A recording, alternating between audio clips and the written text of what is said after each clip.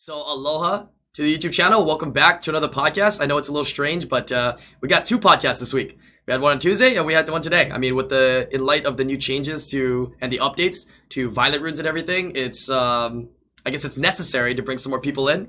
And I guess I thought it would be fun to have a podcast. So thank you guys for tuning in. I know it's a late night podcast. This is a little bit different of a time frame than we usually have podcasts. So appreciate you guys making some time. Welcome back, Verz, Lucky, Rageki, and Fateman / Jeff, because I guess Jeff is there too. He might be listening. But thank you guys for tuning in. And of course, you guys kind of already know what we're going to be talking about, but I'll just get right into it here. And actually, wait. Happy Chinese New Year's. Happy Lunar New Year's to everybody, if you celebrate it. Chinese New Year's. Happy Chinese New Year, guys. Happy Lunar New Year's, and Happy Lunar New Year's to everybody else watching. But yeah, okay. Now that we got that out of the way, how you guys doing? Everything going good? What's new? It's been a while since we gotten some of you guys on the podcast, like Rageki and Verz. It's been a little while since I've seen both of you guys. Yeah, Glad to be back. been a while. Been a while. Usually Rageki is a lot more lively, but he actually just recently got the Chinese flu, and He brought it back. I'm gonna spread it to the podcast. no, dude. No, please don't. Please don't. Yo, but that stuff I As long heard as is you're kind of watching nutty. this, you're gonna get sick. Yeah. I don't want to die. Oh no. But yeah, everybody's been getting sick lately. I'm not just talking about the Chinese virus, but in general, this year seemed to be the worst for like flus and colds. It was kind of nutty. Actually, kind of My nutty. whole family was sick like last week. What? Did you get sick though? Is a real question. Yeah, I got sick too. Yeah, I'm leaving my house, guy. You can't even hear Rageki. I mean, I'll turn him up to max as well. Him and Verz are max. It's on their mics. But they're talking a little soft. All right, we'll go ahead and start off topic number one here. Topic number one, just gonna ease right into it here. Violent Rune updates. Now, this is something we kind of talked on Tuesday already, but we got you guys here this time, so I want to kind of hear your thoughts on Violent Rune updates and how you feel about it. Let's start off with Lucky. Go ahead, Lucky. I think it's a good start. Needs a little bit more testing, obviously. That's why we got Special League for it. But honestly, myself, I haven't really noticed too much of a difference. I've changed a couple builds in some of my units to test it out. But yeah, I think in smaller portions, which is why they only did like a 50 sample size. It should give it a bit more of a balanced feel rather than doing an extensive test, because over the more tests you do, the more close you get back to 22%. So I think it should be an improvement, but personally what I felt is, 22% still feels, 22% still feels like 12, or 12% still feels like 22%. So Well, I haven't really noticed. technically, it's been nerfed, right? 'Cause the upper gap 27 and the lower is 12, so it's actually You gotta move the mic closer. I think I see your voice not spiking and whatnot, so people probably can't hear you.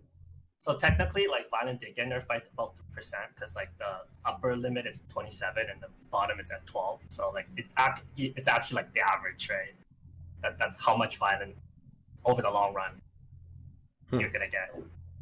Like I kind of felt like this Violent proc kind of update. I mean, people say it's nerf and buffs. It's just the way you look at it, right? But this Violent proc update is supposed to make it so your matches in the long run, the more you do, you should not experience the crazy proc one, the one where I mean, we get crazy unlucky procs, right? The guy gets like 3 or 4, but the ones that you've experienced that have been like 8, those random one-offs that have like 8, you're not supposed to really experience those at all anymore on average. It's supposed to be a lot I closer. think it's a to fair nerf amount. if you bring 3 or 4 Val units on average.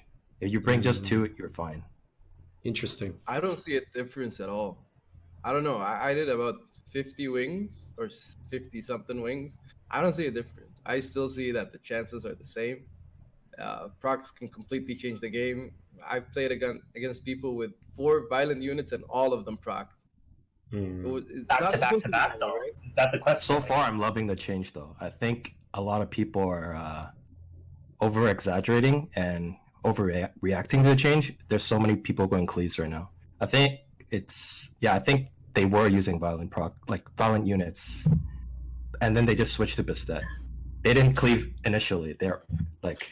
They just did a Pretty full slow. shift, huh? Like I like the change. Like I felt like, I mean, I'm playing on both my account and Jeff's account right now for Special League, Mhm. and basically out of what we have, like probably 100 something wings. I've only really been like fucked by Violent procs one or 2 matches, right? And usually, if it's like knowing my luck, it's probably like 10 matches by now. So like, there's actually quite a big difference. It's interesting though, because it gives a new layer of, because when you're doing RTA, right, you're thinking about what you're gonna ban and pick and what you're gonna counter your opponent with. Now you kind of have to think like you can kind of factor in your head how many violent units you have compared to how many violent units they have as well, right? And in the match, you're also thinking to yourself, okay, he just proc twice, so my proc chance will be higher now. So it's a little bit more thinking now, don't you think? In the RTA matches or in general? It's less that. It's more where you want to put your violent units right after their violent unit. Like where your units line up in the turn order becomes more and more important now. So because of that, whether you have a speed lead or you don't have a speed lead, deliberately changes the turn order, right? So that's actually very important now if in the draft field. How about That's what I thought. Go ahead, too. Bruce. That's what I thought. I thought when your opponent takes 2 turns and he procs, or 2 of his units proc, you're guaranteed to proc when it comes to your turn. But that's not how it works. 27%. No. When he procs with 2 units and you're stunned with your whole team, out of the 4 violent units that you have, one of them must proc, right? 27 times 4, that's more than 100. I can't do math. Usually, That's yes. more than 100. I did not get the proc. Not really how it works. But okay. It's just stupid that he gets 2 procs and you get nothing. I don't know. He's gonna I 12% you, and understand. you can't even 27%. See, But you only go up to 27. It's not like you go up to 32, right? So you only really want him to proc once, and then you need to have your units. You can't have his whole team in front of you, because then you don't get the benefit of that extra 5%. Yeah. I think a lot of times when people are doing RTAs and they're thinking of this violent proc change, they are overlooking it. I think a lot of people are looking at it at the micro, but it's more of a macro kind of change. You know what I mean? You're not gonna feel it every match all the time. You know what I mean? It's more of a macro change that's supposed to back of your head. It's kind of like when Comptua said, "Hey, we just buffed rune drop rates." Everybody's like, "What the fuck? No, they didn't." It feels exactly the same shit, dude. We're farming and I'm not getting crap, But in the back end, it is. It's just minor and overall macro changes in your farming for the year, right? You're gonna get some more stuff than you usually wanted. So I think that's kind of the same way here. I don't think they would do anything that drastic that you're gonna feel it in the micro areas of RTA. I do feel a little bit like game-changing procs happen a little bit more. Oh yeah? Yes. Especially the ones where you're behind and you need a proc. Those actually happen a little bit. Because usually you're behind because they procced and they got ahead, right? And it actually does happen quite often. Yeah. Another thing that Rageki was talking about people changing to cleave, right? Starting to use Bastet and stuff like that. Do you feel there's a detriment now on violent if your opponent doesn't bring any violent? Because after you proc twice, you're stuck at 12% the rest of the match. Is that kind of bad? Or how people have experienced that yet? Any of you guys experienced that? I think none of you guys really cleave here, right? Or it brings 0 violent units in consistently. Is that really true though? Do you No, get I stuck usually at bring at 12% least 1 vial. if your opponent has no violent units? Yeah, on paper, unless they do something. You get stuck at 12. Yep, you're stuck at 12. Yeah. But here's the thing: 12% is still better than nothing, right? 12 is I've better had than people 2, try to sure. cleave, and then my Water Monkey King didn't get sniped on turn 1. I just soloed 4 units because Water Monkey King turn cycles himself, and then 12% is just enough. Exactly. I think this new vow change helps players with better runes in general, Really? G3 to G1 matchup, or G1 versus C2, because let's say my Laura, right, or Oki stun, the chance of them proccing on more than 1 unit is a lot less now, right?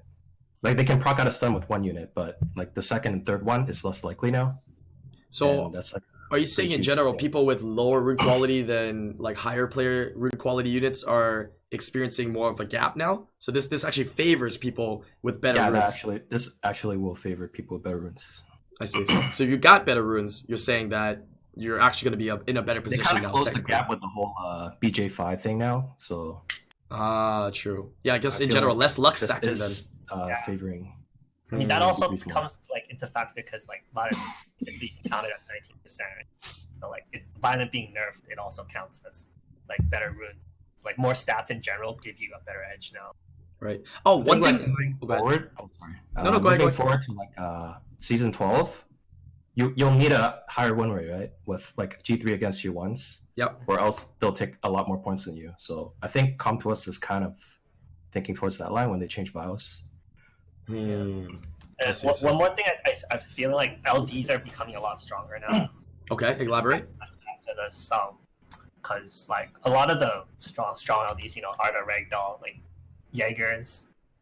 They, like even Nephthys is like supposedly Swift. Gianna is Swift, right? Like they're basic. Like these units, like they're not unviolent by nature. So like having violent nerfed a little bit, it's like it's even harder to play against them sometimes. I guess that's a fair statement. Units that are primarily strong, that are not rune of violent, got a baby nerf. Yeah. Okay, that's fair. That's fair because you're inadvertently not giving anything to your opponent in the matches. That's true. And usually, like those LDs, like they come with supports, right? And the supports are like the violent ones, and those units usually have like slightly lower cooldowns than the average like units that you play normally. And then now they're proccing at a little bit higher rate. It's actually pretty toxic to fight against. Okay. What was I gonna say? Oh yeah, so if you guys didn't know, Josh didn't mention this already, but the reason why they made the changes to the violent procs was because his match was so bad last year in the tournament that they had to decide they had to make a difference, right? Because I'm sorry, I just couldn't, dude. I couldn't. Anyways, You know what? Like actually, like after playing 3 days, like you know what I feel is a really good unit after this patch. what? Molong. Chiwu? Actually, not a joke. Wait, Molong's but actually fine. off violent, right? Like a despair or a vampire. No, like even on violent, it's fine because you still get your skill 3 back fast. I mean, like I don't know. Like, it just feels like Molong's a lot stronger in a lot of pick situations. Like when I'm drafting, I'm like, oh, if I had a Molong, I would pick it here. If I had a Molong, I would pick it here. And it's like 30% of the matches I would want a Molong in my lineup. Are you just fucking with me, or are you being serious? No, I'm actually serious. Interesting. No, there's another unit that got a lot stronger too. What's that? Antares. I swear he's been proccing a lot more. That guy is after the natural update. procs, my friend. That thing is not He's been affected by this proccing update. A lot more after the update. I don't know. He won me. I'm not saying my opponent is like. No, I won with Antares at least 3 games with him alone carry. He's like, I'm toxic. I need to tell Yeah, people this. I'm not saying like I'm getting Luxac. No. I myself am proccing with Antares a lot more, and I see my enemies also. They proc with Antares. I don't know. Maybe they change. Maybe it made a difference. What about Violet Antares? Since we saw so much benefit from it at SWC finals, and Mr. Les using it like kind of crazily and actually working in his matches, that just makes Violet Antares stronger now. Yeah, I or haven't seen a Violent Taurus though. besides that, right? Besides that instance, Yeah, because I like mean, we saw it and it actually worked. That's like the mind-boggling thing. I mean, it I actually got worked. soloed by Violent Taurus before, like 1v4, But but that was less. yeah, that was less. Uh, It's not I just procs like extra. okay. Let's move. Let's shift a little bit on what Regeki was saying there about the point system. Right now that the point system is changing, what are your thoughts on this point system? Is it going to be better? Is it worse? It seems that what Regeki said, it's going to be more favored towards win rate. Right? Can maybe somebody elaborate on that and elaborate on your thoughts on it for this upcoming season 12? Yeah, it's not only going to be win rate. It's going to be you cannot miss a single day of not doing wings. That's the worst part of it. Wait, really? No, Yeah, it's around, if isn't you it? miss on a day, there's no wall that's going to hold people back. People are just going to climb over and over and over. And the No, the walls are there like at every. I mean, the bonus point's not there anymore, right? So Yeah. Oh yeah, Verz, did you read about that? The bonus point is not there anymore, so you cannot. The point is not going to be as crazy. The amount of points. okay. yeah, there's No, no I like don't- tomato 5K or anything like that. Yeah, it's going to be less points this season. Is there no inflation? Like, is there no like bonus point? Like, Yeah, so you know it used to be like, let's say I play against you, right, and you win, Yeah. you get you're gonna take 6 points from me. I lose 6, right? yeah. And you get 7, right? You get the extra one. That extra point is no longer there. I lose 6, Are we you gain certain 6. of that? Because the way I read it was that if you're higher, then there'll still be a point differential. It's only when you're in the exact amount of same. If you're in the same amount of points, we'll be trading the same amount of points. So if you're both 2200, you get +5. They lose 5. If you're 2201, they're 2200. It'll be like +6. Oh, sorry, it'll be like +4 and -5. That's why I read it, but I could be wrong as well. It's kind of Yeah, hard that's to how I read it interpret too. because it's got a min max. You see, like it's got a bracket, and that's why I read it. I was only if it was the same amount of points. Right, but I right, thought there'd be no inflation. That's why I read it, but I could be wrong as well. right. Yeah, but like it wouldn't be the inflation, right? So like yes, people are still gonna climb, but it won't be as fast. But I feel like with the new walls and playing people that are higher than you, as long as like even if you don't do 30 a day, as long as you do like wings consistently throughout the week and you have maintained a super high win rate, you're good for the season, I feel. Whereas in the following seasons, you could slack a little bit on your win rate and just make sure you're pounding a lot of wins, like 60% win rate, right? You're pounding that instead of like a 70, and you're fine by just pounding wings. So I mean, like even in the old system, you can still climb really fast. Because like when you're low ranked, like when you're not to where you're supposed to be, like you get matched up with easier matches, right? So your win rate's naturally higher. Because I think I climbed like near the end of the season from like C3 or G1 to top 100 in about 3 days. I see. Like I didn't feel a difference from like there shouldn't be a difference. Interesting. Yeah, it's gonna be interesting to see how this climb comes for this next season. That makes a big difference because I think one of the complaints or one of the things a lot of people are talking about is they're kind of tired of doing like 30 wings, right?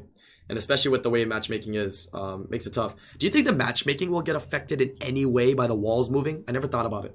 Since now the walls are relative to your ranks, do you think the matchmaking will turn any different? I hope they'll do longer queues. I'm fine with that. Because there's only 30 wins a day still. Like I want quality what I games. do feel like is, I mean, it doesn't really matter now anymore because like G3 is like top 300, right? But back when like G3 was top 100, like what we saw was like the bottom, like from 100 to rank 30 is like maybe like a 10-point gap or maybe like 20-point gap. And then this point starts to spread out after that because of the win rate starts like, like actually like increasing. So I think with this system, like that phenomenon will happen again. So like you're gonna have like tighter and tighter as the points as the ranks go down. Because like if you pass like 70 or 75% win rate, you're naturally gonna like pull ahead no matter how no matter how many wins you play, right? But like it's the people who are like under 70% or under 65% that you're gonna start feeling like one loss you might like drop like more ranks than usual. Or having a bad day, you'll drop like more ranks than usual. Okay, so I'm interested to see if like Lucky you're right or not about this, because if you're right about the way you interpreted the point system, then it's kind of like in the middle between like what I initially said and what the old system is. We're kind of like in the middle. It's not as inflated, but it's right in the middle between those two.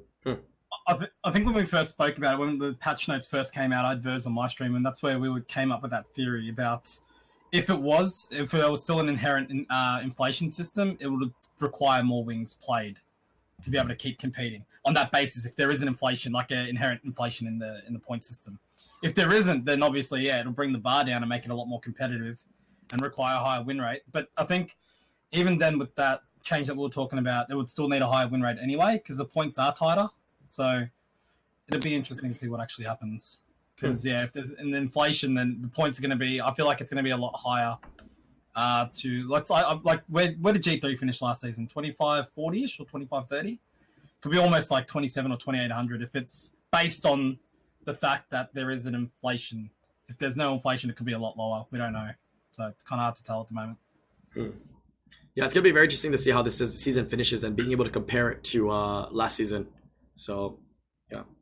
Okay, so it looks like our general thoughts on the Violent Rune update is that it's interesting, right? We're gonna actually see how this goes once you guys actually pound out like 30 wings a day for a week or 2 weeks, right? How it feels, right, in the long run. As well as if this, I mean, obviously, if this is the only change you do for the year for Violent Runes, this is going to be interesting to watch in regular RTA. I find it a lot more interesting now when you're watching matches because you're watching and now you're not only counting cooldowns and what they're drafting, but you're also counting in your head, hey, he just moved twice. So he's about to have like a higher chance to move. So most likely he'll move, right? So there's a little bit more thinking kind of involved, which I don't know, makes it a little more exciting in my head, but I'm kind of weird. I kind of like numbers. So yeah. All right, we're going to go ahead and move on to topic number 2 here, guys. Topic number 2 here is the new RTA rune system. So if you guys don't know, the new RTA rune system is that whatever you're going to rune up for RTA will stay for RTA. However you have those runed will stay runed that way for RTA only. So if you use a 30 speed rune on your Hathor, outside of RTA, you can use that 30 speed rune for anything else, and it'll still be for that Hathor and RTA. Now, we don't know exactly how they're going to put this rune system in, but what are your thoughts on this rune system, and how does it change the dynamic of the rest of the game, the entirety of the game? I don't do Siege. I don't do Guild Wars. But what I can say is I do like it because now like I can take some of my PVE runes, and I actually have a Lucian rune up for next season. Like Ooh. for RTA, like whereas I usually before couldn't do that because I needed to farm. Wait. So- Can you explain that again? Wait, what'd you say? How do you have it run for RTA?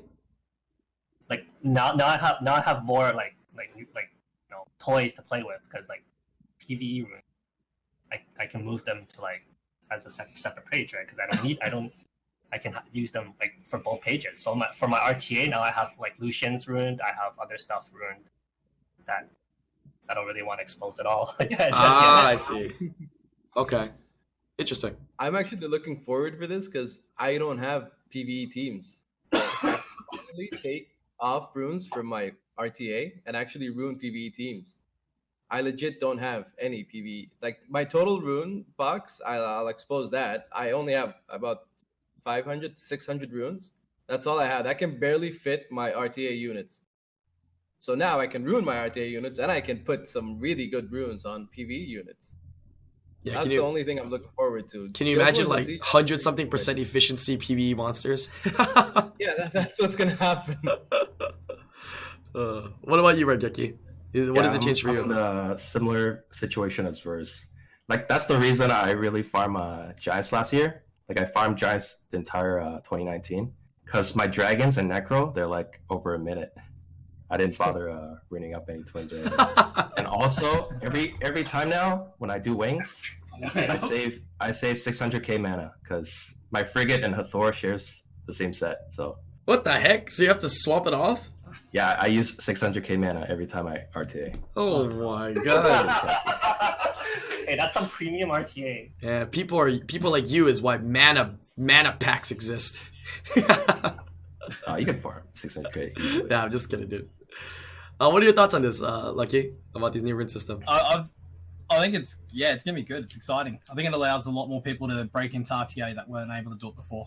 And that's the main. I think that's probably what they were trying to do with it. Think about like early to mid gamers, or even people that weren't too interested in RTA earlier. Now there's no reason not to try. You know, like now you have the opportunity to be able to put your best runes on those units and give it a go. I think that's probably what they're trying to do, try and get people more into it, get a bit more participation up. So it'd be interesting to see how much more competitive it is next season. Yeah, that's very interesting that you said that. A lot of times we think of people that are really good that are moving their runes onto Guild Wars units, but actually it's not. It can be the opposite for the majority of people out there. Some people just have enough runes to do their PvE content, and their farming runes are now to get PvP runes. So they're gonna be able to try to do RTAs without affecting any of their PvE dungeons at all. So that's actually kind of nice. I didn't think about that actually in the reverse. It's actually really smart from Podcast. How people who focus on PvE or like Guild Wars and stuff, like or even Arena, I think like where they focus their like resources, like to rune sets, like Rage, Fatal, Swift, or whatever, right? And also like how they grind their runes. It's actually not like the same way you should like that you do RTA for. So like for them to break in, they still need it's still like a little handicap for them. Right, but at least because sometimes they put some of their okay-ish runes, and that's kind of like all they have on their PvE dungeons. Right? I'm talking about like really early beginner players or like mid-game players, right? That's like all the only violence set or the only swift runes that they have, and they kind of need it there to kind of hold their PvE team secure. They can't move it around anywhere, so it does make it a little bit nicer for them to be able to do that. I'm actually kind of scared for some of like the top like Guild Wars and Guild Siege guilds, like malicious and stuff like. Like, can you imagine, like, making a bud, like, taking all of his runes off of his units that are, like, for RTA, that are really fast Swift sets, now putting it all to fun units or, like, defensive units, like, for Guild Wars and Guild Siege, how crazy that is. Fantorn, right? Fantorn's, like, all his runes on, like, super good units, and then taking it off onto, like, PvE units. It's actually kind of nuts. Come to think of it. But likewise, Siege is gonna get a the other lot side from- is to do the same thing, right? So What's that? like the other side, like the other side, like if Chris is on defense, then whoever's on attack, like they have the same option, right? They have runes freed up too. True. So, True. Just not as good. just not as good. Yeah. making it much more competitive, which can be very interesting. What were you saying though, Verse? I'm saying it's gonna be a lot harder. But people in malicious usually have all their best runes on their siege units. They don't really focus RTA that much. Is it Chris on malicious? Yeah, but Chris doesn't do siege and Guild Wars. Yeah, but now they can use all his defenses though. They can be like, "Hey, Chris, just ruin this," and Chris can be like, "Okay," because he doesn't do it right. He's like, "Okay." I think he's the only one. He is gonna make a big difference. So that one person is gonna make a big difference. But then again, there are other guilds that don't focus siege at all, and now they get to focus on siege and put their best runes on that siege. So malicious is gonna have a big competition now. Yeah, we feel like better see Mali and RTA too, though. actually, yeah, vice versa. Because Mali always focuses a lot of their runes on Guild Wars and Guild Siege. Now we better see more of them in more RTAs because they don't have an excuse now, right? They should be able to move all that crap over. Like, I've talked to them. It's more of like an interest in RTA rather than doing RTA. It's actually not about the root issue. It's just like an interest. I see. Makes sense. Yeah, some people that we weren't able to talk to yet have been people on EU server. I know over there they're still pretty competitive, just for like the pride in like guild and guild content. So that's gonna be a big change for them. They're gonna probably go ham on that for like guild siege and guild content. Okay. Any last thoughts? Oh, go ahead. Kind of feel bad for G1 guilds and people Why that is that? applied siege farmers now, because now they've got a bit more siege defense depth. Yeah, siege farming, Personally, I man. think it might be a bit hard, but I think they just need to revisit siege farming in general in terms of how the rewards are given. But that's a whole different topic. Yeah, we could talk about that. We gotta bring that back up in the future. I think we talked about it in the past, and they made some adjustments, right? That made it so it's not as rewarding for siege farming. But the numbers and from I heard from siege farming is still very good, just not as crazy as it used to be. So some changes there. Definitely some more stuff that needs to be talked about for that.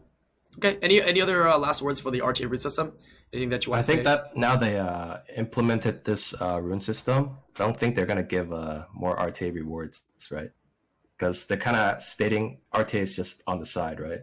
You do it for fun. It's not going to affect your progression. I see. Yeah. Huh. Good point. Definitely true, actually. Definitely true. That's not true. I got a lot of progression from our I hope they prove me wrong. those scrolls. They turn into like Sierra and Athos. Yeah.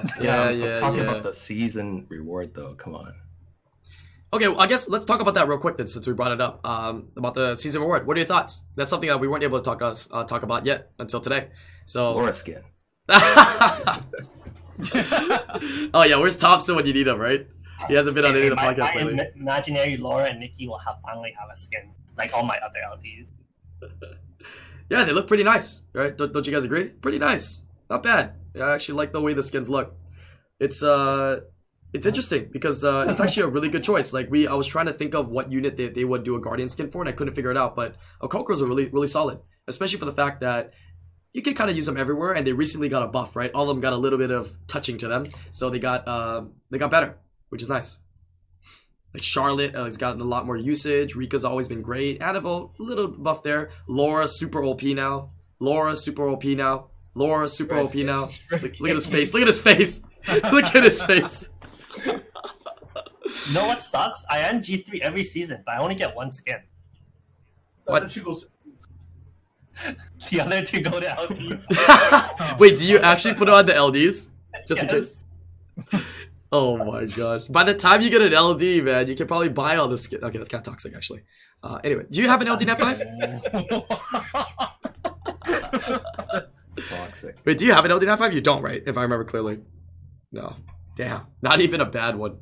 Not even a bad one. Yeah, I have a bad one. It's called Vermos. Why? Vermos is good, dude.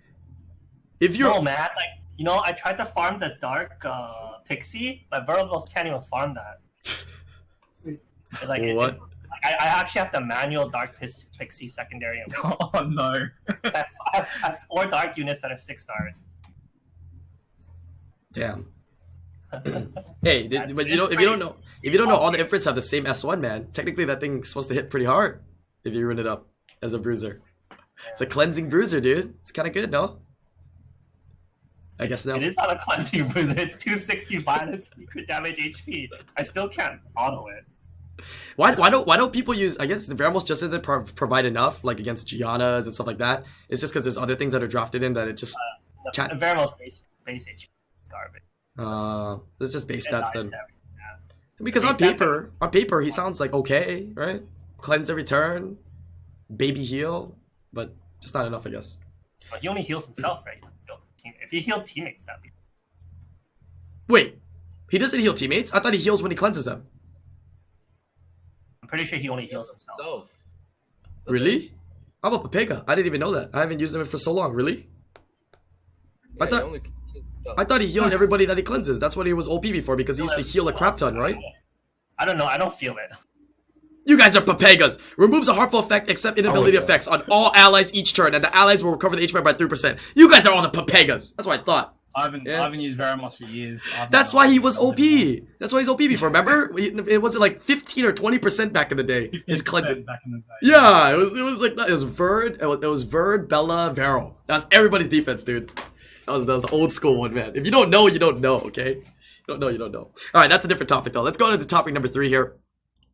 Topic number 3 is changing up a little bit about a regular arena. Now, this is something we haven't talked about yet too. There was a small update that I kind of like overlooked and we didn't really talk about, but they made some changes, I believe, to how regular arena is. Now, it's a start. Now, does that mean they're gonna make more changes in the future? Maybe, right? But this is the start of it by them actually touching something in the actual system of arena. And I believe what it says is something along the lines of attacking the same person. Yeah. If you fail an attack against somebody, the amount of points that you give them gets reduced. So, quote unquote, stops boosting, right? Or people that have been boosting because it's a problem we know about. And even though people say they don't do it, and we know everybody has been boosting in arena, what are your thoughts on this? Is it a good side and a bad side? Because like, yeah. Okay, go ahead. Go ahead, Josh. Go ahead. Go ahead. I mean, like back then, like if you fail an offense, right, you usually don't attack again because if you lose a second time, you're gonna lose the same amount of points. But now, like, you know, if you fail the first offense, like if you attack again, you only lose half as much, right? So like, you technically can keep attacking until you win. Is that how it's supposed to work, or like? Actually, I think so. So actually, it's actually in Pretty your, much, yeah, you can. It's in your favor then. After It's the third attack, you don't lose points anymore, right? Like, I think it's after the 5th attack you don't lose points anymore. I think Yeah, it becomes very minuscule. Like, the 4th attack's like -2 points or something. it's really like little, but- example is -1, -10, -5, -2, -1, -0. You don't lose points, but you lose time when you're arena rushing and you're true. losing wings. True. But I guess it's in your favor then to still attack them, right? Because if you know they're above you, you still want to take their points down. And say if you're the rank 2 and that guy's the rank 1, you're gonna keep attacking until you win, right? Because there's nothing to lose and everything to gain. yeah, I guess. So, but like I said, it brings up the topic of avoiding the boosting and the opposite side, which is a real attack and actually failing to be able to have the benefit and motivation to attack again the same person, because you're going to gain the points back, as well as you're not going to lose a lot if you potentially lose again. So, right, if you lost the RNG. So will that make a change in arena then, right? With being paired up together with the RTA runes being changed. Now people that want to try to do arena potentially will have things rune for arena, and this might be a difference because less boosting will probably bring back interest in arena. I know a lot of people have lost interest in arena because it's one of the oldest things in the game that they have not touched forever. And it was one of the most exploitable contents out there too. Like a G3 on your profile doesn't really mean as much on normal arena because of how exploitable it was. Exactly. YDCB has G3 on his. Never mind. That takes. Whereas like I gotta now- jab him one time so he comes to the podcast one day, dude. I'm still waiting for him to join us. So like nowadays, like you could try and attack someone 10 times, you could lose all 10 times. They can't actually revenge you. You can't actually get revenge because those hits come up in your logs as defense success. You can't actually revenge on defense success or draws. So you'll see if you ever go to your logs now and you've got any successes or draws, it always looks like you've beaten them. Like, you know, when you go into it, you're like, wait, I didn't remember fighting that defense. Like, it's just sitting there like it's completed. But it's because you can't revenge anymore if they've lost your defense. That's, I guess, one downside, because I don't know how many people used to focus on hitting successful attacks on them during Rush, but Back now then you in lose Rush, action. like if you got a defense successful, you would always revenge. Yeah, whereas now you can't do that They're not anymore. 100% into your defense, right? So you always neck. That also factors into boosting prevention, right? Because then usually it's supposed to be like, I lose to you 10 times so that you get all those points, and now I have a defense I know you can beat, right? And then you beat me 10 times as I'm like pushing up my rank again, you know what I mean? Or something like that. Okay, I didn't think of that. Huh. Yeah, they did also say that. Motivate people to do arena again. Like, maybe this is the start, and then we're just gonna add a lot more things that will motivate us. Like, the people who played arena ages ago, we had nothing but arena back in the day, and now we capped the towers, we capped everything. The only reason I use the glory points is to buy the Devilmon per week. That's it. Maybe LDs So once you get the bonus. Yeah. Huh. LDs are not worth the time to farm for the arena part anyway. Well, eventually, sometimes you get the surplus, right? So you can go LDs, or you can go the other ones, the other regular scrolls, right? Is what you go. Once you get that surplus, right, of actual extra points over the 180 of the 180. I'm always on a minus. You're end of the week like, damn, I don't even have enough for the Devilmon yet, huh? I've already missed like 2 Devilmons last year. Oh boy. Maybe one this year, or no, actually this year just started. 2 last year. Yeah. One way, I mean, maybe we can brainstorm a little bit here on the topic of arena. What would interest you to get back in arena? One way I think that people would be interested in going back into arena, especially for the average population, is more point gain. And what I mean by that is when you finish the week, you should get some extra glory points for whatever rank you finish, right? Because one of the biggest complaints right now is, hey, I cannot get my glory towers. And B, players that are good, right, high level players will do it for the extra glory points for the extra scrolls, right? Yeah, right or not? Yeah, more scrolls, or like, for weekly rank instead of crystals, give us LD or legendary piece. Right. Exactly. Some other thing that we brought up in the past too was transcendent pieces. I mean, it's just a matter of time. I don't think it's unreasonable, right? I don't think transcendent pieces is something unreasonable. I don't think it's something that we should be able to collect really fast though. But in the course of like 3 months, 6 months, if you do all the stuff, you get a transcendent scroll to summon. I think that's fair. And if they would also be good, ancient coin. You just want to use it for the shop, which I tell everybody not to do, I know, just don't give us a lot, but like, I mean, ancient coins are like. They said it's only for events though. It's like when they say that, it's a lot. The ones from the Nat 5s. What are those called? Ancient crystals? But they lock that. They lock that into Nat 5s only though. They make it special. Give us like a little bit, like a G3, maybe like 10 or 20. It's not too much, right? I guess that's a little bit different though, because it's different content, right? I've known one thing with Comp2us is that they like to be consistent with certain things. That's the same reason why we always ask for Devilmon and RTA, right, as like a reward. But they specifically said no, because that the regular arena content is where they give it. They don't want to give it to something else. They like to keep things on track. I don't know why. Whether that's good or not, they just that's how they like to do it from what they've said. So I don't think they'll ever give us Devilmon from RTA at all, ever. But yeah, I think put 4-star Devilmon there. That's the thing I think they could do. 4-star Devilmon would be something that they could do there. Which would entice mid-game players to get more into RTA. Right. But I think just the changes to kind of stop boosting a little bit, as well as just a little, preparation to boost some of the rewards, like just start off with glory points for fighter, conqueror, and stuff like that. That extra boost of glory points will get people back into arena, and they can actually make it a viable content again. Glory points is actually good enough. It will motivate a lot. I would personally start doing it again, because then I can buy the LDs weekly. I can buy scrolls weekly. I don't buy anything now. I don't even farm like the wings weekly. I have I think 900 glory points, and I just save those. I buy it once a week. I don't do wings. Just put one re-app in the store, then it's mandatory. True. Okay, it's not that. It's like, doing wings. Just make it so that like it's worth our time, right? Yeah. Like right now, like say like in it, if you do wings for an hour, it has to equate to like what we get doing like farming energy for an hour, right? Like because right now, so right now, Right now we it's do like, the wings to clear the event. Yeah. We only do Good it to friend, clear, like, I it's mean- not like the amount of rewards compared to like if you farm energy, not worth it there. Like, if we were to do the guild content right now, let's just take guild content for example. Guild content that we do on the weekly. How many extra scrolls do you guys usually get? I think I usually get 6. I usually get the three elements of my choice, water, and the 3 mystics for just doing pretty much all the basic guild war content throughout the week. We buy everything. Oh, you're able to get everything? Yeah, well, for He's siege farming, farming, right? yeah. Oh, yeah. So if you're able to get like everything in that aspect, then what about arena? Like if we can get like 2 to 6 like scrolls on the weekly, I think that like would it be fair to say that if you guys actually did your wings for arena at the start of the week, throughout the week, end of the week, you can make a defense, just clear your normal wings, and maybe usually finish G1. I think everybody here can potentially like be around that G1 range or C3 range. And I think the rewards would be kind of nice to have some nice glory points for some scrolls, right? Because that means you get so much scrolls free to play.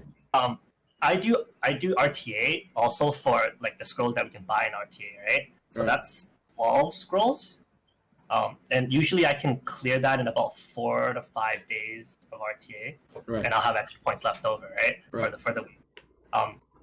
For like the amount of time I spent, each day is about an hour and a half, maybe 2 max. So like if that much time, like if I can spend that much time in arena and get the same amount of scrolls, I'll do it. But right now, if I want to get that many scrolls in arena, it's probably gonna take me twice as much time. And I enjoy RTA. I don't enjoy doing arena, right? So like, there's no way I'm gonna do arena unless, like, either give us more glory points or like reduce the price even more. Yeah, that's actually not a bad suggestion from us that we just came up with. Just glory points for the end of week reward. Glory points, and if I could say one more thing, cosmetics. If you finish a certain rank, like top 5 or top 10 or something like that, you get the new. You know, right now there's only a couple people in the world with that icon when you type in the global chat that says like, oh, SWC contestant or whatever. If it had something like that cosmetically for arena, that would make people want to push up to the top, especially the endgame players, just to hit that one time to have that. So, okay, very nice. We're gonna move on to the next topic here. Some pretty good suggestions and thoughts on arena there. Gonna kind of open it up to buffs and nerfs. It's been a little while since we talked about it, and for you guys in particular, you guys definitely probably have some units that you'd like to see buffed and nerfed, and it's something we should talk about, especially after the balance patch was being released for a couple weeks now. What units do you also think need to be touched? Let's talk a little bit about units. Gani Hathor has not been changed. I'm so bored. Pick it, man. I don't wanna pick it. I'm bored of playing the same comp over and over and over and over, but I cannot let my enemy get Hathor because I can't counter it. So I have to first pick Hathor. I need a change so I can play RTA again without getting bored. It's too boring. That's my opinion. I really want them to change something about that. Yeah, I guess still right now, Gani Hathor is pretty much I would say Gani Hathor coming up this new season is even more a first pick. You know why? Because I don't know if you're really fighting, because some people in EU and some players like to pick Triana first or Vanessa. Are you really going to be picking Triana and Vanessa now that Rocky is like really, really, really strong? So it's even more so now Hathor being first pick, like even more than it was before, I feel. I don't know. Like I've for like 2 seasons now, people if they want Gani Hathor so bad, I'll give it to them. Like even more now, like after I pulled Sierra, I feel like it's not that big of a deal anymore. Like if they want Gani Hathor, I just give it to them. But maybe that's just me, but I don't know. But I do know for sure like Rocky is pretty strong because every time I picked it, it gets banned. I've never gotten it through one game yet. Yeah, she's so strong, dude. Yeah, Brandy is really good, and Chu is really good right now. Because Really? Chu counters, like, it actually counters Vert, it counters Ragdoll. So, I think Chewie needs a nerf. I want to be hipster and say it right now before I get the ropey. Chiwu like- needs a nerf, he says. because you're pushing back 30% attack bar, right? Vert boosts 40. If you only crit twice on Ragdoll, that's only 30%. So, essentially, like, you're not getting cut Huh. because of, like, you know, the passive. So, like, if you're taking turn 1, you're guaranteed turn 1 with Chu. And like if they don't have that much immunity where you don't have to use skill 3, you can open Chew. You can open turn 1 with a Chew skill 2. That's a strip as well. Right, strip and block beneficial. Yeah, and I mean, Chew counters Antares. I learned that like yesterday. Oh my god! And if Antares can't get attack buff, like and crit buff, he actually doesn't do that much. True, because most people have his their Antares is like 60 crit rate or something like that, right? Or around that range, so it wouldn't crit and as well as it wouldn't hurt at all. That's true. So they gave Chew attack bar pushback. Are they going to give Laura attack bar pushback? Sorry, what? I didn't catch that. I said they gave Chew attack bar pushback. Are they going to give Laura attack bar pushback with their third skill? They should. I'll take a speed lead. That's Like, all. but then you gotta take away the defense buff, right? Or else punch. Like, Sure. I've used Laura a couple times on Thompson's account, and the only thing that needs to change is slight consistency for S3, and she's fine. I'm not gonna lie, just a little bit more consistency on S3. There's too many times where I used it where it just didn't strip. If it can just like decently consistently strip, I think she's fine, dude. I think she's Do you actually pair fine. it up with Nephthys Gianna every time though? Huh? That's why I needed to consistently strip, because then I bring it up with Nephthys and then I just win the game, dude. It's like the best draft in the world, dude. I mean, at that point, why don't you just take like Tiana or something? Why do you need to take Laura? Cause you get defense buff, bro. Defense buff is cool. Okay, sure. Yeah, but you're right. Any other units that we can talk about? Let's talk about Water Monkey King and how much that needs a nerf. He immediately got upset. Right away. It's all I have. Oh yeah, man. Chew will It's all counter I Water have. Monkey King too. What's that? Say again. Oh yeah, true. Oh yeah, Chew skill 2. Yeah. So- Chew counters Water Monkey King. So let's talk a little bit about Water Monkey King though. Seriously, so he is a strong unit. We know that, but do you think he It's just an got? okay unit. Do you think he just got actually a little bit stronger since Diana now is kind of a detriment in the battles, especially with the violent changes? I think that made it just a hair strong, just a hair. I mean, like you can always daftness into Water Monkey, right? So that's never really a problem. But what if you don't crit? You're just okay with just a strip? You're okay with that? Water monkeys are so squishy that even if you just defense break, it's pretty much like 10%. Yeah, true. Most of the times they're pretty squishy. Even the good ones are like 20k around there, right? 20 something. Yeah. Yeah, it's true. Interesting. I have no comment on Water Monkey. Okay, so comments on Diana now. Diana, I feel Diana. We talked about this before, but Diana has been less of an issue because of Antares out there and a lot of counters to her, right? Now with this violent change, it makes her even crappier. Do you think she's in a good spot now, or do you think she's literally not going to be used as much anymore? Very niche You pick. know what my Diana looks like right now? What? The one that you just roasted earlier, and it's in storage. Really? Like, yeah, well, because I have Sierra now. Like, I have all the win. So, like, I really don't see it used for Diana. Really don't. See it. I changed Diana from crit damage to a solid tank. She's on HP crit rate, HP with like plus 1,000 defense and plus a lot of HP. She's just there to sit as a wall. You know, it baits a lot of people to hit her for no reason. People are scared to, hit other units and boost up Diana's attack bar. And then my Diana transforms and she does 1k pew pew, and then they start hitting another unit. They'll realize that this Diana does no damage and it's just there as a wall. What if you ruin Diana on damage? Screw the vile meta. Just go fatal, dude, or just go something stupid. Go rage. I don't know. That might actually work. Because you only need her thing for is, one like, turn, then, right? You need her just to do that big boy damage one time. You're only gonna draft her in when you need her. That still requires a lot of runes because you're gonna need HP, defense, not so much speed. But you have to hit the 100 crit rate, right?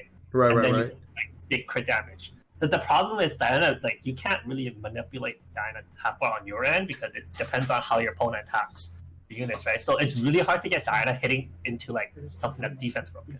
Right, true. They're gonna force your Diana first in a lot of cases, even if it's not even intentional, right? Your Diana gets like shifted in your turn order. That's true. Whereas like I'm playing like I'm using Sierra not for the bomb. I'm just using it for auto. And like if I hit a defense broken unit, I'm doing like 12k per auto, Right. or like And like 3 hits, right? So like Right. 4k. Like the damage stacks up really quick. And you have to also factor in your 45% attack gauge too into your total DPS output, right? So that's pretty nutty. Yeah. Yeah, like just the other day, I auto down an Antares with a Sierra. Instead of putting a bomb, I just autoed it down. What the heck? What about a vampire Diana? Is that no good? No. No. Just some other options. Because I feel like you're never gonna get your crazy procs like you used to anymore, right? That you bank on. I can still proc 12%. You know, if Leasha's gonna happen, it's gonna happen. Why Alicia's gonna happen? What? Oh my gosh.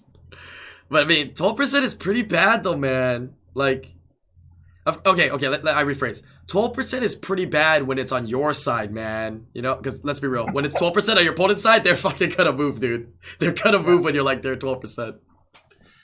What do you guys think of the girls, the Mihumina? Oh. I think they're too I squishy think for they're regular balanced. shooting. Agreed. There's way more counters in that 5 league to counter the cats. I don't think they're as strong.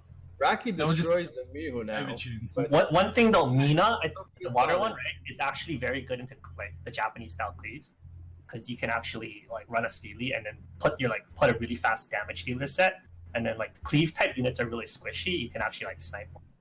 And That's you true. Yeah, I really like the water one for even normal RTA now. I think the water one can still be used. The Mihu has a lot of things to deal with now. Like Raki destroys that and destroys Triana and Vanessa. The Rocky destroys The everything, water one, I dude. think is still pretty solid. Yeah. Yeah, water can one hit Shihus and Daphneses. That's still pretty powerful. You know, the damage output is so high for her, and I mean, her trade-off is she's really glass cannon, but even when she's glass cannon, she's like omega glass cannon, because you don't even need to look for that much crit rate, making her so much easier to try to get her as fast as and beefy a damage as possible, which is so great. It's pretty actually insane to rune her. What does she awaken into again? Is it the speed or the? Base stats. It's just no, it's I think it's crit. oh, it's crit, so that's even crazier, dude.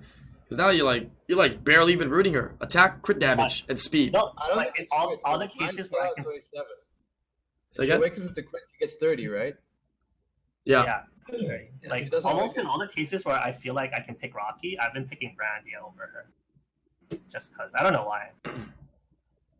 I feel like because maybe you just want to see that 50k damage without defense break. Any other units to bring up? What do you guys think about Lauren still? Still very strong, or Lauren is still very solid.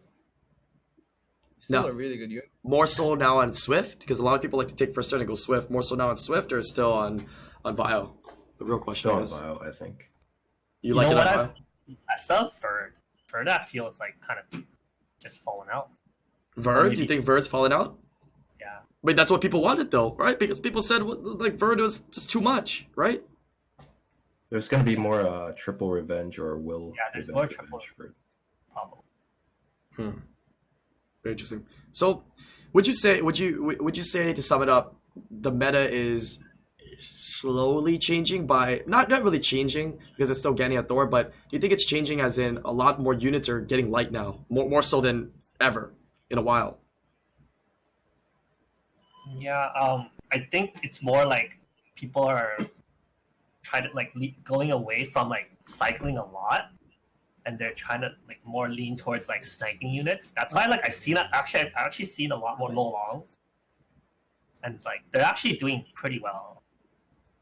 Like, What are they paired up with? Just like Bulwark Molongs, or we're talking like Icarus Molongs, or just Molong in general? no, just Molong in general, like Really? Molong plus like a Sierra or a Daphnis or a Vanessa or something like that. Because And his then, his kit is still the same. It's just the S2 is not the crazy S2 as it was before. That's it. His full kit is the same. Tanky, damage doesn't give a crap about you, does 70%, and defense break skill 1, right? So his kit has always been the same there. It's been very It's pretty strong. good, because of the violent change. I think if you lose a unit, fighting 3v4 is actually harder now. Especially if like the person with the four-man team doesn't have like all vile units, right? If they have like one or two, like you actually get a little bit of advantage, more of an advantage as before. Where like before, if Molong skill 3s and then his skill 2 is like a dead skill, pretty much, it's actually a 3v3, and you know, like you don't really. Sometimes you don't like. Sometimes you feel different. Sometimes you don't. But now you definitely feel different. If you're one. So definitely we would say that sniping comps might be starting to come up a little bit more. I mean, the most recent sniping stuff has just been like ball over, people using it more, of course, as well as Daphnis, right? Hitting it up really hard the last, you could say, half year. Yeah, it's been hitting it up really hard. So I guess maybe we'll start seeing some more longs. So it's going to be interesting then, because if you're saying those sniping comps are coming out, what are the standard, counters to that? Triana, Vanessa. And then now we have a very strong counter to that too, which is like Rocky. So we got this interesting cycle of Everybody's units. been using Tyrannus right now as a like anti snipe, and Rocky doesn't go well into Tyrannus because of the defense buff. Not enough damage. But it still does good against it. No, you still think it doesn't do good at all? Well, if there's like immunity and there's the defense buff, Rocky does nothing. Very interesting. Defense buff is pretty strong. Yeah, but Tyrannus is just really strong. You're telling Raigeki defense buff is really strong? Why do you say that? I was gonna say something just now. Bellajewel's really strong now. Yes. I got skill 2 twice with defense buff. He hurts, man. He hurts. No joke. No meme. He hurts. He feels like a tanky Perna is what he's starting to feel like with the S2. Honestly. That's what he reminds me of. How good one either you run? His kit has been always pretty strong with the 3-turn immunity. But now being able to cycle in S2 punishment again and again and again, it's pretty hard, pretty crazy. What about Fermions? Do you think we'll see any of those in there? We didn't really see it drafted before. I don't know. I don't have any experience with that. Yeah. Sorry. Against it? Come on, bro. But it's really hard to rune a Fermion. Is it? Because it's unlike Arda, you actually need speed on that. Yeah, but unlike Arda, you don't focus resistance. Alright? So there's some trade-off there. Yeah, I guess. There's some trade-off there. Yeah, a lot of people say Fermion didn't really get a buff or got not that crazy of a buff because of the glancing thing. But I mean, unless you have glancing debuff or your opponent has glancing buff, you're pretty much not gonna be glancing. You're a dark unit. So I don't think that's that big. Right? The only thing is I guess against Gannies and then they S1 you or something, you're like, oh, that sucks. Same with Jaeger, right? Everybody's like, oh, Ganny just counters you with S1 and Hathor counters you with S1. But still strong unit. Very strong unit. What do you think about, since we're talking about snipe comps and like how to counteract it, there was a little change to Albert, right? The Water Druid. There was some usage of him a little bit last season. We're going to see more of that then? Since now it's a little bit harder to kill him. The change affected anything at all. Well, I mean, the change made it so that you can't just focus him down now, right? If you focus him down, you're going to still get punished for it because he also gets affected by that, by the passive. You know what? I didn't know that. I thought his passive was like team-wide already. Oh my god. I just didn't want to first. He's still going to be able to kill it just as he has always killed it. Very interesting. I mean, you don't have to leave it at 1% HP. Just finish that last 1% off all at once, right? So then. Okay. Any other units that you guys want to bring up to talk about that you guys were thinking about, have battled in Special League and whatnot? Okay, so for immunity units, like the whole set, I think it's really good now to have one of them on shield wills.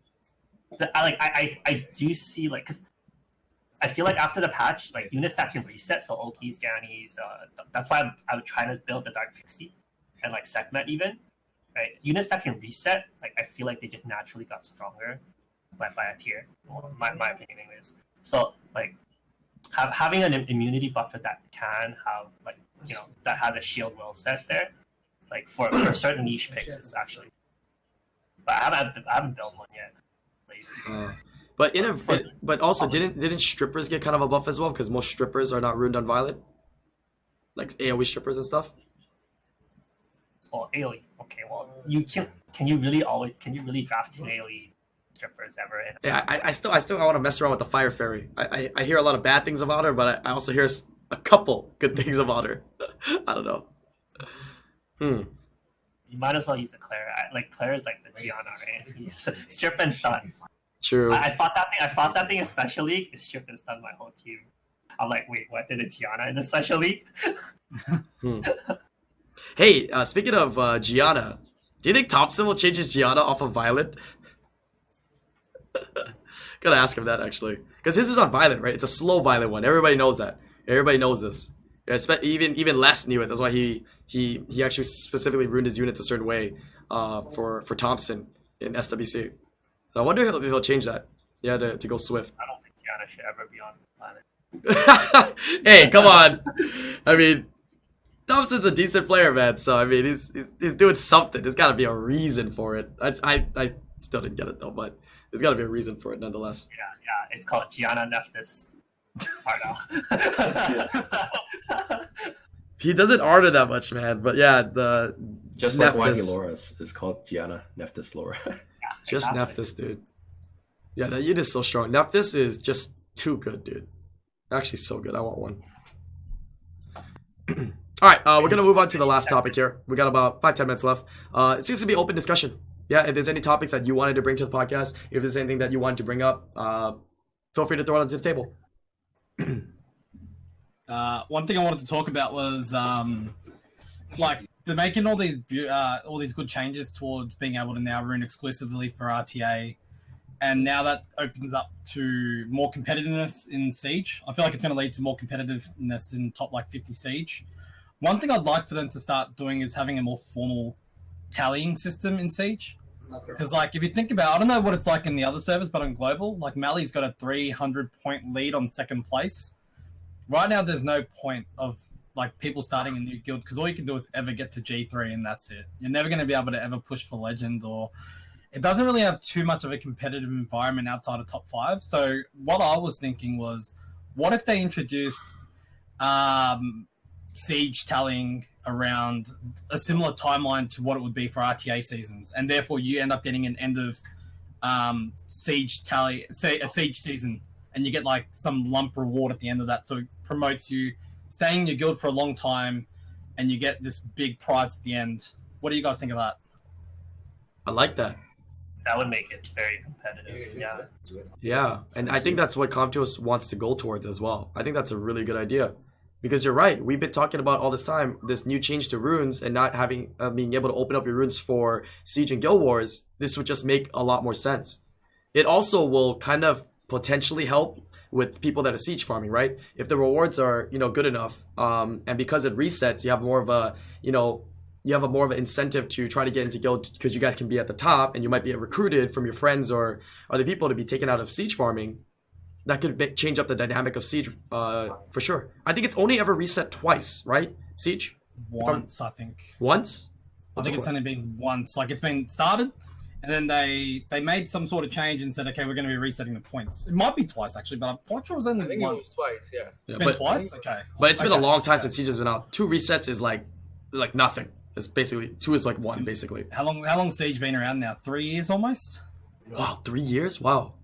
This could be the 3rd year, I think. Could be. So, yeah, it's kind of poor. I think they need to reset it more often. What that means is it also means shorter bursts to push for Legend as well. You know what I mean? Like, it's trying to get to first place and hold first place for maybe 2 months or 2.5 months or whatever it is, a 10-week period, rather than, all you can do now is build a guild up and get to G3, and your best finish could be like, you'll be ranked 5 and you won't be able to get any higher than that because the next guild's about 100 points ahead of you. So that's 6 or 7 sieges of you constantly winning to be able to get higher up. So it's, I think that's probably why a lot of people are not too worried about being too competitive in Siege, because the highest reward is G3, and the end results, like your end reward of being in a G3 guild isn't that, you don't really get much out of it compared to being in a G1 guild and farming up guild points.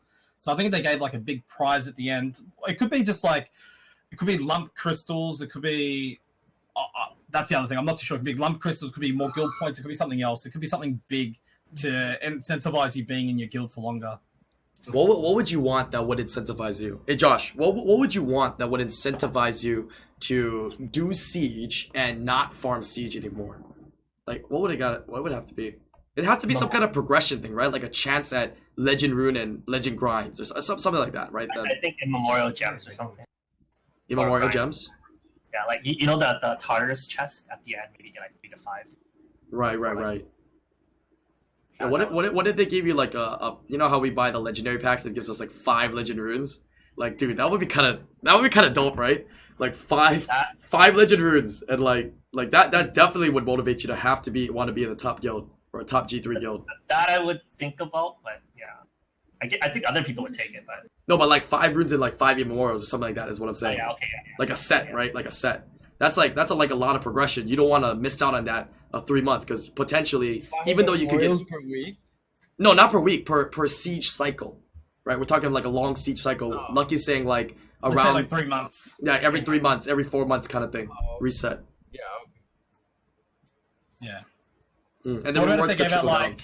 What about if they gave out like to your entire guild crystal pool of 10,000 crystals and 20,000 guild points for the end of that? Plus, you get a chest reward of an immemorial. It could be re-apps in there, maybe. It could be like premium stuff coming out of there. What do you guys think? They would have to do. They would have to do the Plus- math. They would have to do the math on how much like Josh and other like siege farmers can make in that season time frame, and then they would have to see if it's feasible to give that plus like some kind of immemorial. One re-up.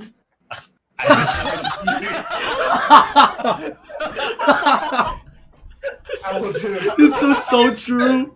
For 4 months. 4 months, 1 re-app. He would do it. Wait, so during those 3 to 4 months though, can guild members like go in and out of the guild though? I Or think they're there stuck there there for needs the to be whole- there needs to be a threshold. You know how they have the new system of how much guild points or activity points you have. You need to have Oh. X amount of activity points. So they have to figure out that That'd be number ideal. to be eligible. Let's just say that. Yeah. Right. That's what it'd be. That would be interesting, right? Or a percentage of like total contribution for that season. Like your guild's got X amount of contribution to it for the entire season, and this was your contribution to it while you've been in that guild. That could be another way of measuring it. Could be, yeah. Yeah, I like this Like idea that. though because they have Comptos has to know and expect that other contents of the game are going to be revitalized. The excitement will be revitalized with all these runes now that players can put everywhere. Oh, another thing I would take is dimensional whole energy as a reward. Dimensional energy. We're It's basically crystals, right? Yeah, we're Or- crossing or- different content here, sir. Yeah, or like ancient runes, maybe could be possible. I don't What know. does that mean? Just putting it out there.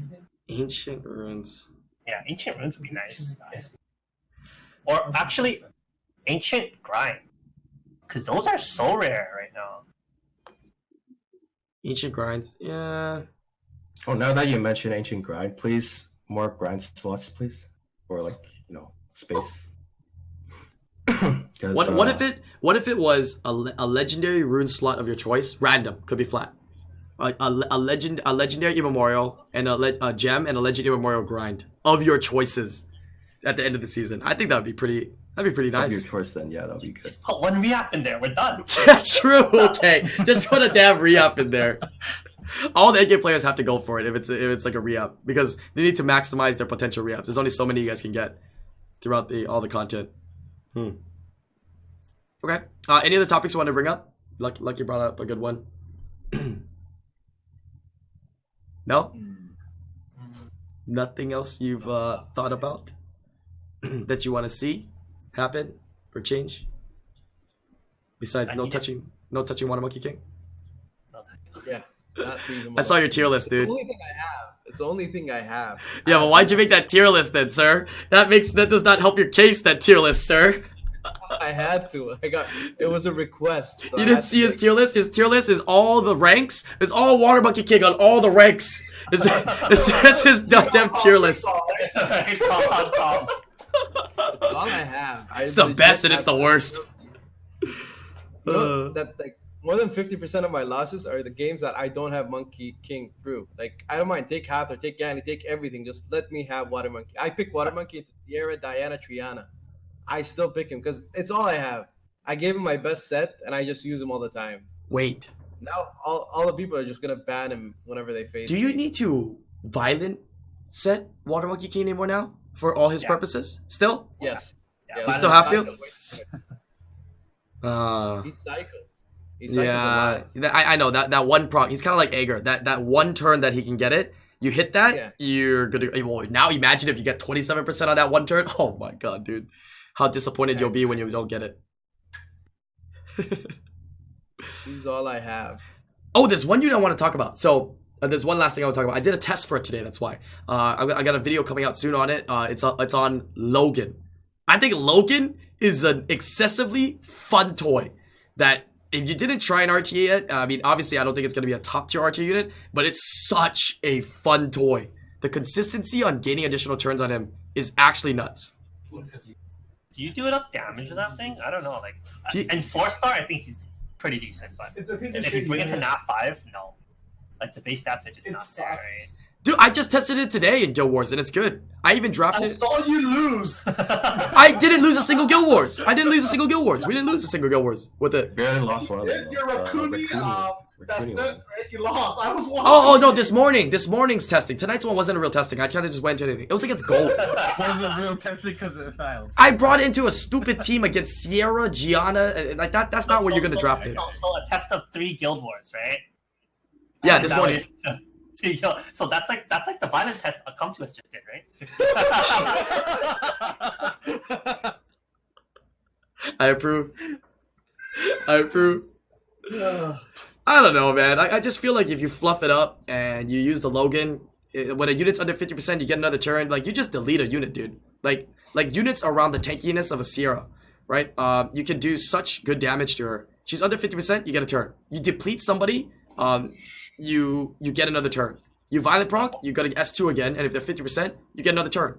Like it's just endless why, turns. Why do you need another turn? If you it's get- dead, you'll need Yeah. another turn. Yeah, if it's dead, you don't need another turn. But there's so many units out there that cannot do that, right? There's not enough units out there that can just kill in one turn, feasibly, and Copper, Dozer, Katarina. But those need Covenant. setup. Those need setup, right? He doesn't need setup. He doesn't need defense break.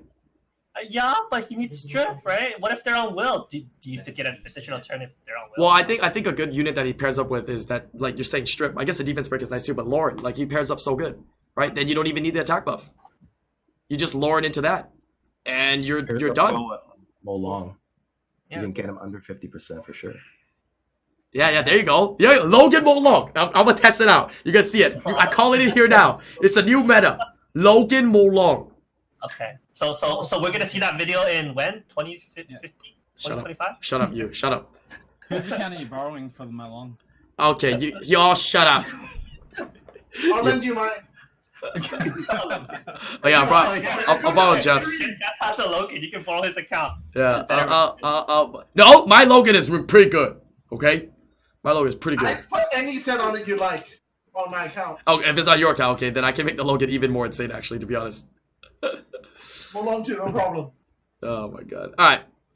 All right. So I think it was a very good podcast today. We got to touch up on a lot of different things about the violent nerf / buff update, I guess, as well as the new RTA Rune changes. We actually dabbled into Arena, which was kind of nice to talk a little bit about that, and even bringing up the topic from Lucky on Siege. So we hit some pretty good topics today. Thank you guys for taking your time to join me on this night stream. And I hope you guys are enjoying this from YouTube. 2 podcasts in a week. I will try to probably do these again in the future because I know some of these people actually prefer this time. And we might actually be able to get some other people to join the podcast since this is a different time zone, right? The biggest issue was that other podcast was a different time zone or not a good time for everybody.